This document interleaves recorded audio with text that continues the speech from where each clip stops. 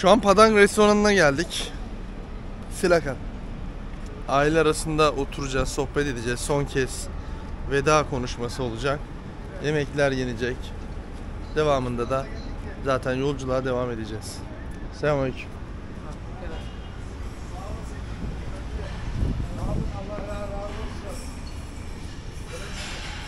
Endonezya'da aç kalırsanız direkt Padang restoranına gelmeyi unutmayın dostlar.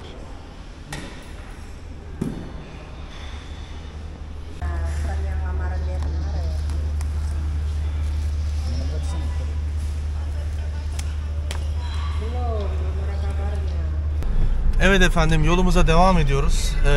Hayri abi arkada telefon görüşmesi yapıyor ailesiyle. Yemek yedik, aile arasında sohbet muhabbet oldu. Küçük bir işte aile arasında bir nevi veda yemeği oldu diyebiliriz. Daha sonrasında bugün akşam son gecemiz. Allah nasip ederse yarın yola çıkacağız Jakarta'ya. Jakarta'da pasaport işlemleri, vize işlemleri, bayağı bir yorucu, tempolu günler bizi bekliyor. Allah nasip ederse yüzümüzün akıyla Hayri abiyle eşini Türkiye'ye yolcu edeceğiz. Nasip diyelim, kısmet diyelim. Annesinin dediği şey şu: kolay olmayacak ayrılığımız, üzünlü olacak dedi.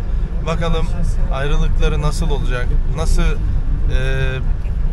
dayanacağız falan dedi, bilmiyorum. Allah yardımcılar olsun diyelim. Öyle efendim. Aynen çalışıyor. Kayıt. İbo, Hayri keluarga, maafkan kamu di rumah.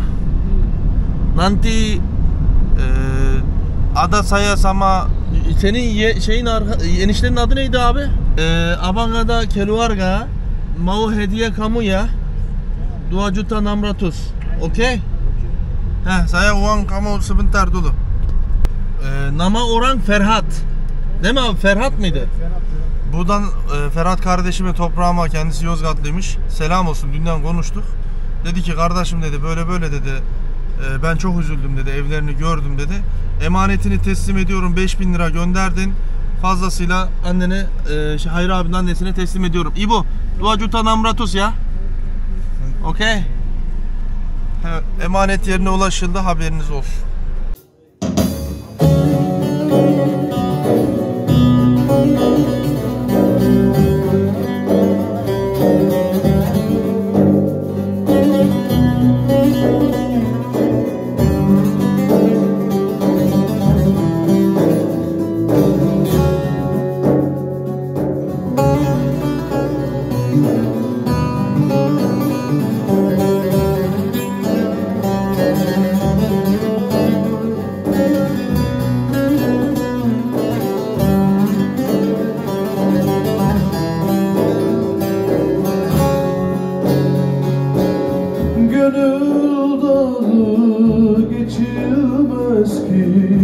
Sana geleyim, engel sarmış berivanı, yol görünmüyor. Bir çare var mı ki söyle, ben de bileyim. Rızasız bahçede neydi, gül verilmiyor. Saklısın sen, saklısın yar, gözden ıraksın. Aşk imkansızı severmiş. Selamünaleyküm, hayırlı sabahlar diyelim efendim. Şu an Batam şehrine veda ediyoruz, elveda diyoruz. Otelimizden ayrıldık. Bismillah dedik, yola çıktık. Allah'ın izniyle kazasız belasız yolculuk olsun diliyorum. Nasıl yolculuk yaptık, nasıl zorluklarla, badirelerle atlattık diyelim. Zor oldu. Hayri abi demin bir şeyler söyledi. Dedi Bekir kardeşim, gerçekten de hiç kolay olmadı dedi. Ben geldiğimde dedi, dedim ki dedi, olursa olur, olmazsa burada kalırım, gerekirse evsiz olaraktan yaşarım dedi. Dedim ki olur mu abi öyle şey dedim. Sen dedim Allah'ın emriyle geldin, Allah'ın emriyle de gidiyorsun dedim. Sıkıntı yok. Birazcık sohbet edeceğim. Hayri abiye biraz soru soracağım. Son dakikalar. Daha sonra yine gelecek Hayri abi, öyle söyledi. Ne zaman gelirim bilmem ama dedi en azından bir yıl. Doğru mu abi? Bir yıl en azından gelemeyiz dedi. Hani zor çünkü çok uzak, çok pahalı, masraflı. Hanımefendiye de soracağız. O da ailesinden uzaklaşacak. Vedalaşma olacak. Onlar da geleceklerini söylediler. Bakalım havalimanına gelecekler mi?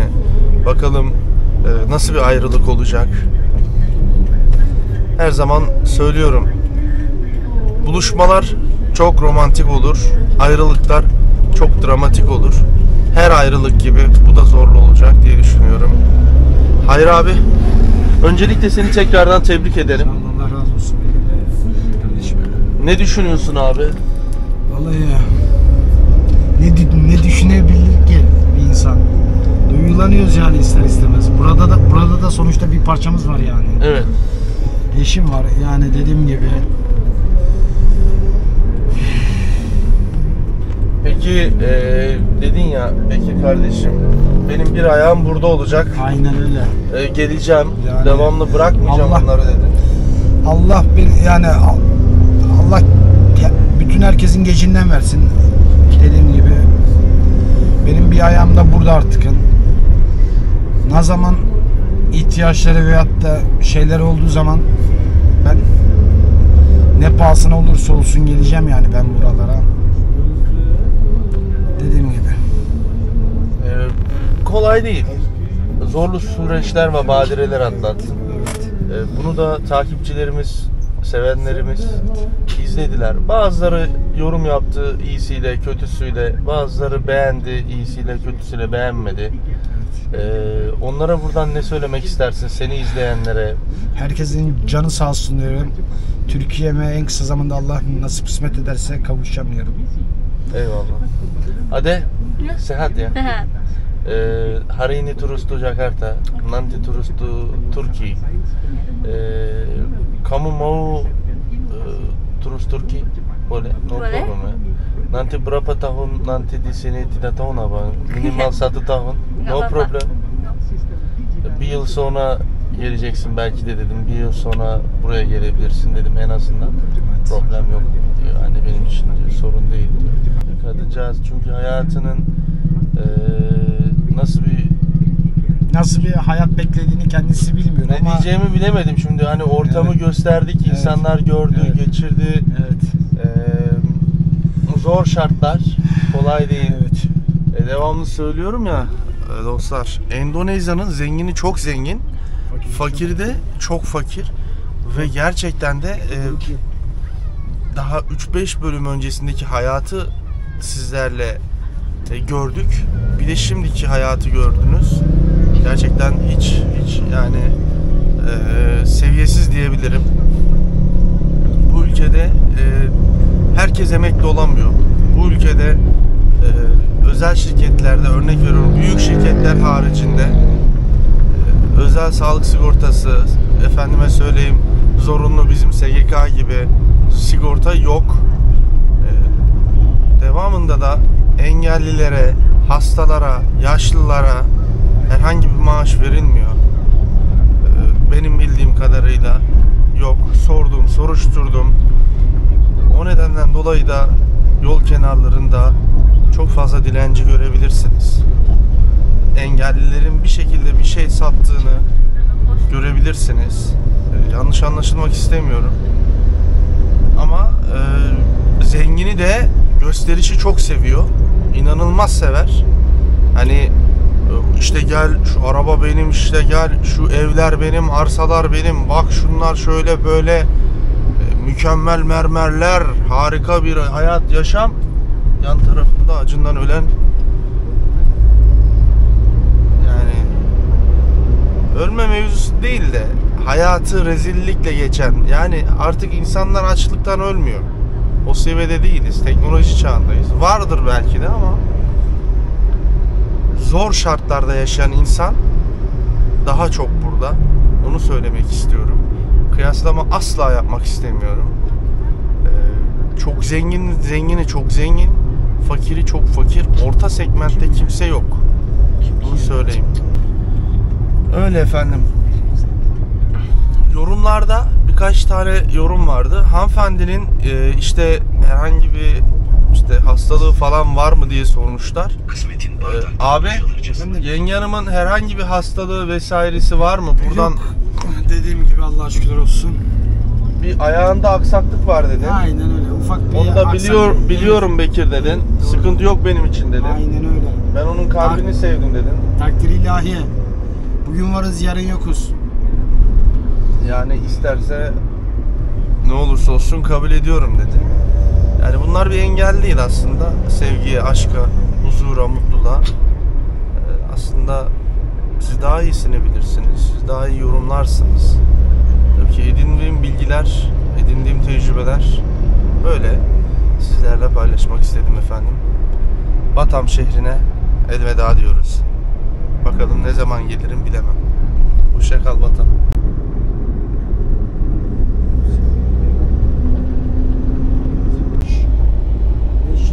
5 şerit değil mi? 5 şerit gidiş, 5 şerit dönüş. Jakarta'da yok be böyle bir yol. Şuna bak ya. Süper ya. Gelişmiş. Yani normalde otobanları gelişmiş de halkı yoksulluk içinde ya. Değil mi?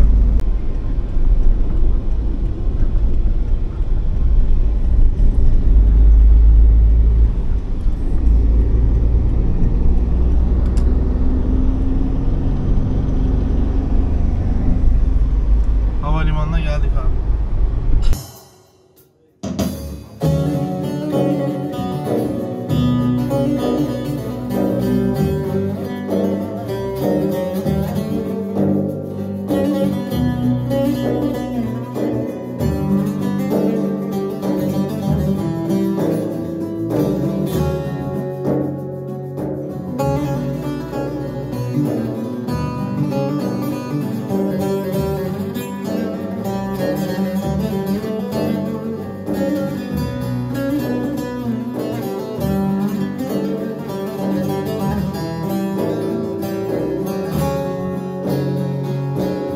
Gönül dağı geçilmez ki sana geleyim.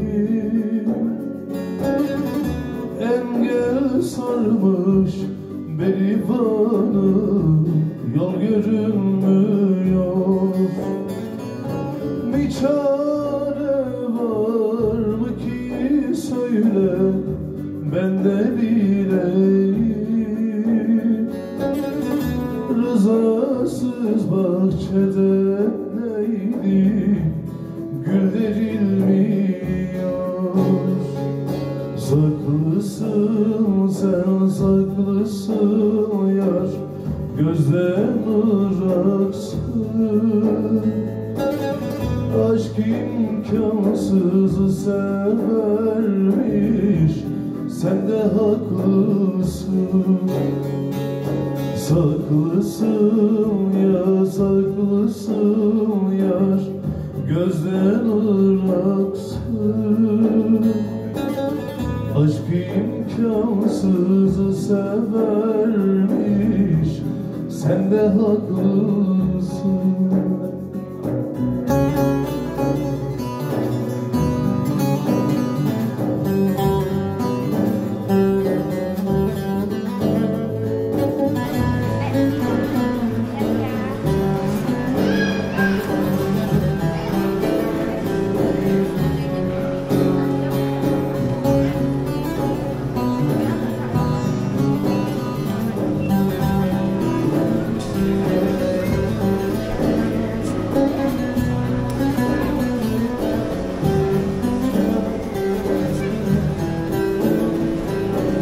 Hadi. Gidelim. Teşekkür ederim.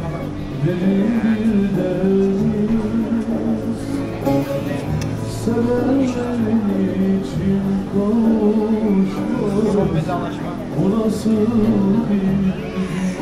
Siz artık Allah'a sonra bana emanet. Önce Allah'a sonra bana emanet. Koyma çaresiz,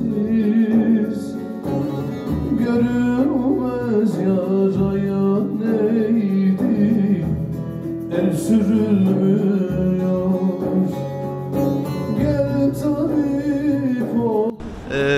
İşimizi bitirdik. Check-in'imizi yaptık. Allah'ın izniyle uluslararası bölüme, domestik bölümüne geçiyoruz. Çok şükür. Her şey yolunda. Ne oldu yine? Ne oldu? Oo diyor. İstanbul yolu. Oo. Yenge Hanım da çok iyi bir insan. Hayri abi de tam kafa dengi insanlar. Gerçekten de harikuladeler. Öyle. Bu arada havalimanı da şöyle bir kısadan göstereyim size. Uf, duryan kokuyor ya.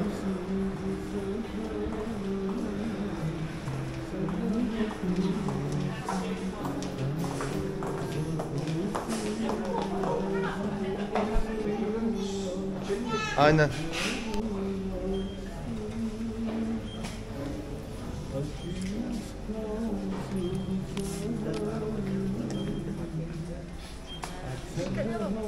Yok. Uçağımıza doğru gidiyoruz. İnşallah hayırlısıyla yolculuk olsun diye dua ediyoruz. Her zaman olduğu gibi yine fırtınalı gözüküyor diyorlar. Bilmiyorum yolculukta. Burada açık hava ama bakalım hayırlısı. Abi ne oldu? Şimdiden başladı mı tartışmalar? Yok tartışma değil de mulu diyor da ben de anlamadım için. Biletleri istiyormuş benden de. Ben de dedim hiç olmaz gel dedim.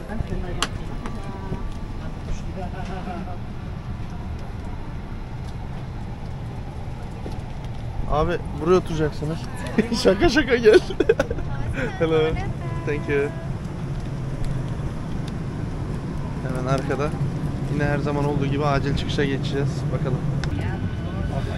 Şimdi uçağa bindik. Her şey yolunda. Her zaman olduğu gibi Bekir kardeşinizin farkı. Acil çıkış. Kapısında oturuyoruz. Rahat mı? Çok güzel hem de çok geniş koltuklar. Acil çıkış kapısındaki koltuklar. Hoşuna gitti yani. Aynen öyle. Abi şey diyordun gelirken hatırlıyor musun?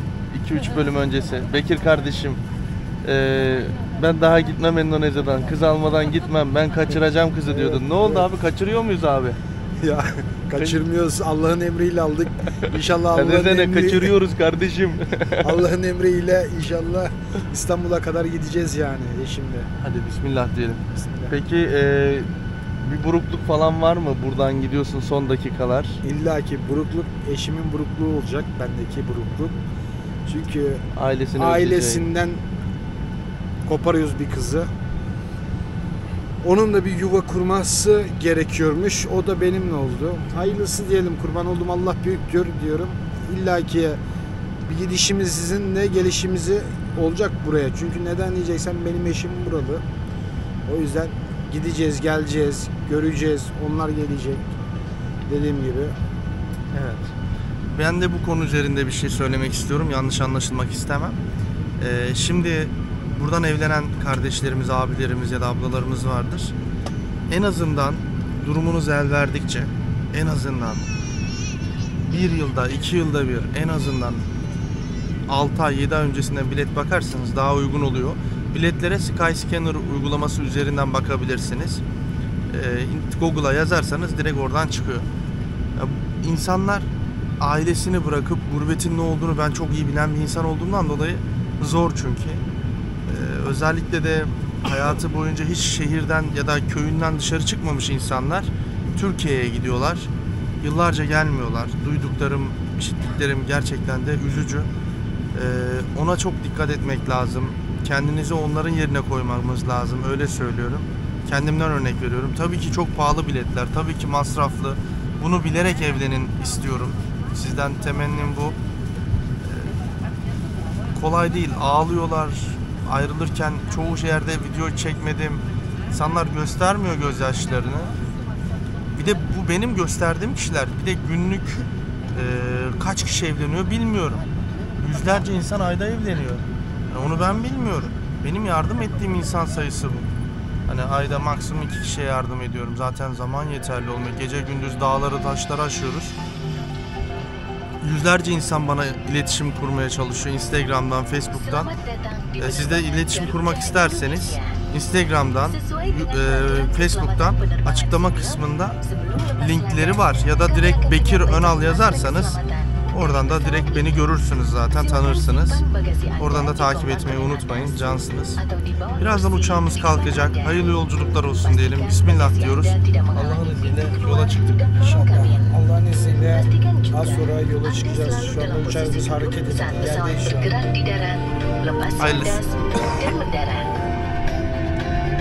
Sesuai dengan peraturan keselamatan penerbangan, kenakan sabuk pengaman Anda ketika tanda kenakan sabuk pengaman menyala dan setiap saat diinstruksikan oleh awak pesawat. Pasang sabuk pengaman dengan memasukkan But if I lay down and I play dead and I stay dead, maybe you'll get sick of being the monster out of my head, under my bed.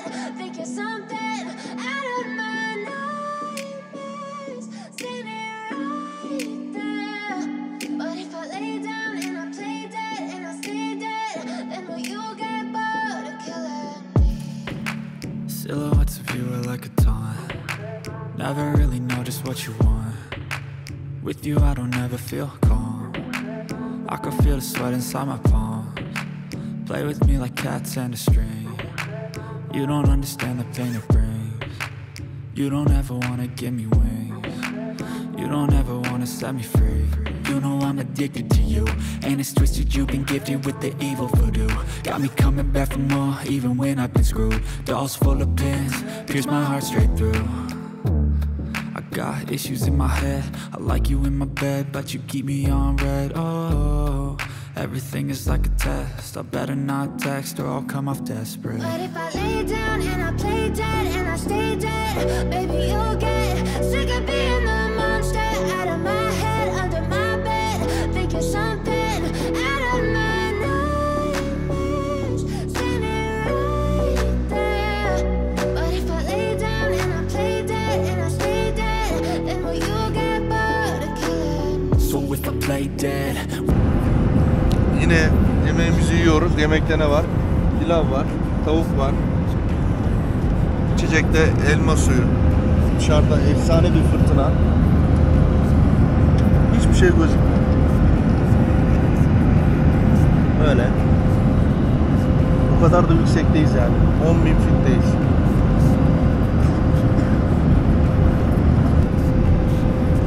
Sallanıyor musun abi? Evet. Ha? Allah Allah. Çerkezköy Halkalı treninde gider gibi sallanıyoruz biz. Allah göstermesin ya Rabbi.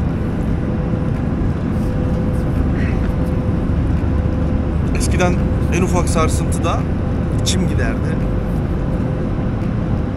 Artık yani alıştık mı, ne yaptık?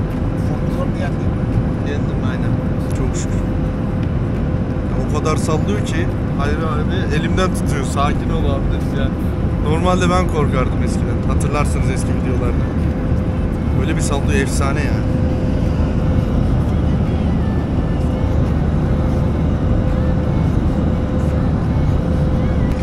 Paralel dağlara geçiyoruz. Sumatra Adası Endonezya'nın en çok türbülans alan bir adası. Şu an Sumatra Adası'na giriş yaptık. Sumatra Adası'na giriş yapar yapmaz uçağı aşağı ediyor yani bildiğin. Saldırıyor uçağı.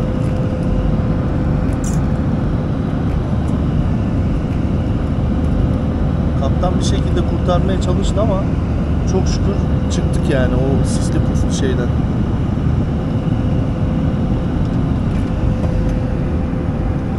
Olacak.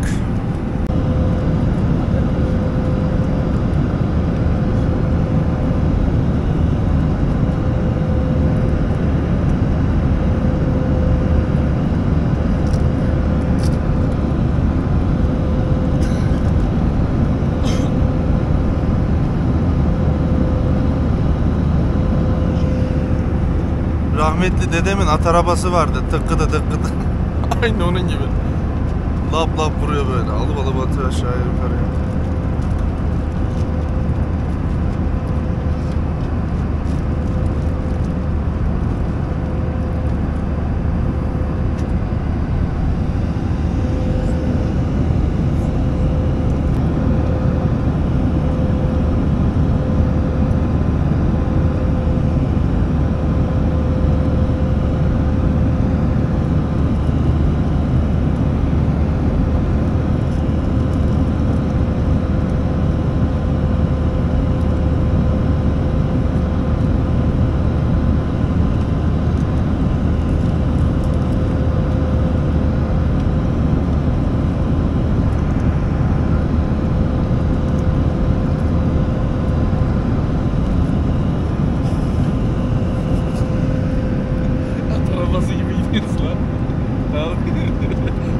dedenin at arabası var mıydı abi?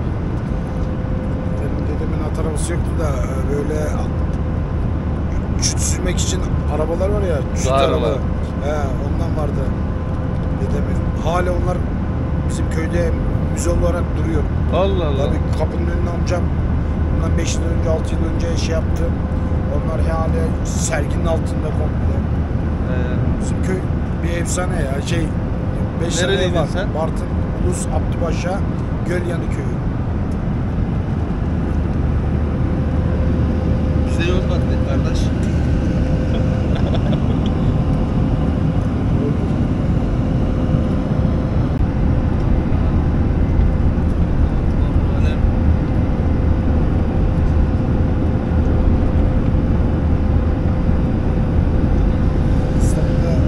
İstanbul'dan buraya geldim bu kadar.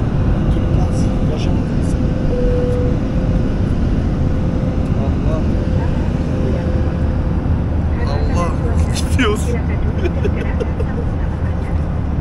Ne oldu? İstanbullu. Allah'ın izniyle hiçbir şey olmaz. Ben önce Allah sonra Ne oldu? şoförümüz. Haydi bismillah. Çok feci sallanıyor dostlar. Çok feci.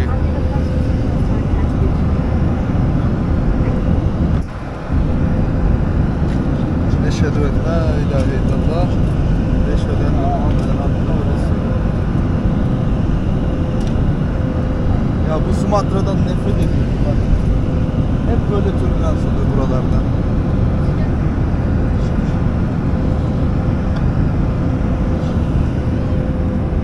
Gidiyorsun bütün aşklar yüreğimde. Olmamış. Çanakkale içinde vurdular beni. Çanakkale içinde vurdular beni. Ölmeden mezara koydular beni. Of gençliğim eyvah. Ölmeden mezara koydular beni. Of gençliğim eyvah.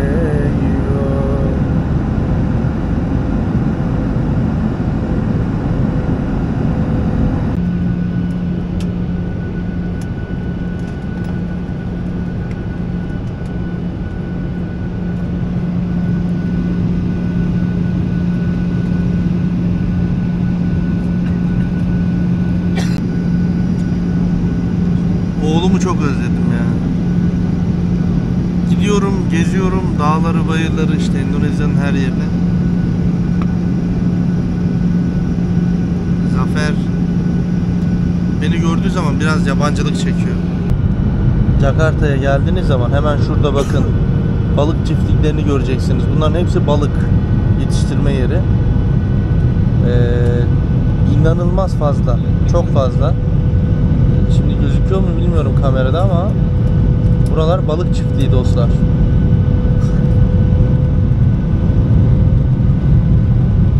Kesinlikle göreceksiniz. Sekorna Terminal 3'e geldiğiniz zaman, Sekorna hatta, bunları gördüğünüz zaman hani bunlar ne demeyin, balık çiftlik.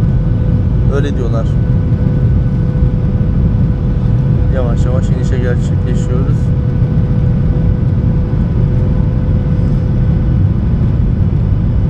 Yalnız acayip boğazım ağrıdı benim ya.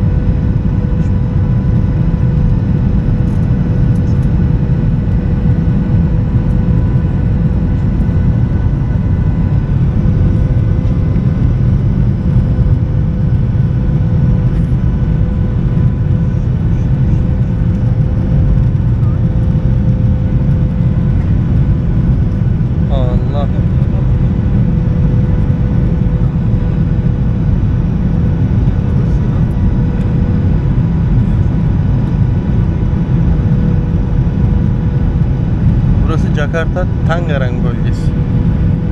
Tangerang diye geçer burası, böyle şehir.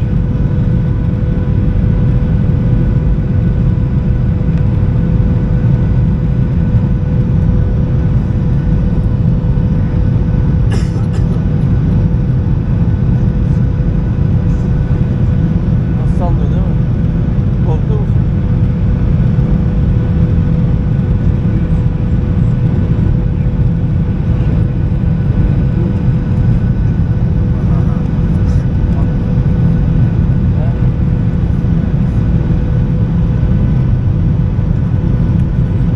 Acayip hızlı iniyor ya. Değil mi? Ana. Mermi gibi iniyoruz ha.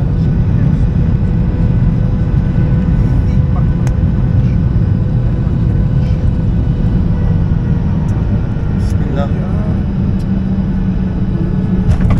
Allah.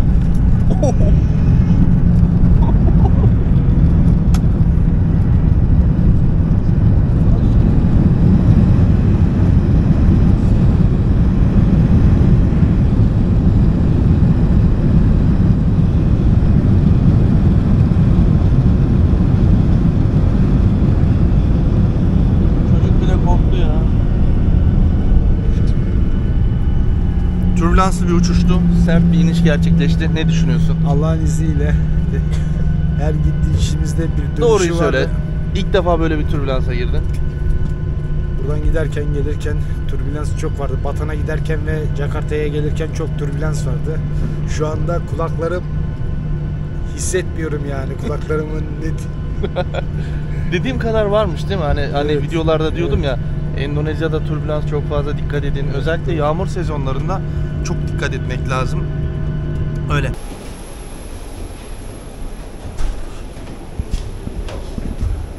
aslında eşi de burada, eşi de burada. Çocuğu da burada. O di mana? Di. Apa kabar? Sehat? Zafer.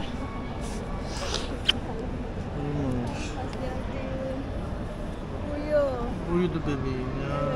Çok yoruldu ya. Yoruldu mu? Apa kabar Salim? Good mu abi? Sehat elhamdülillah. Haber gidiyor. Abi merhaba abi. Good ne? İyi mi? Zafer'e baksana, arabaya sığmıyor. Bu kadar büyümüş ki maşallah. Efendim, bu bölümün de sonuna geldik. İzlediğiniz için çok teşekkür ederim. Kendinize çok iyi bakın. Odi, hem buraya. Gel abi sen de. Satu, dua, tiga. Sampai jumpa.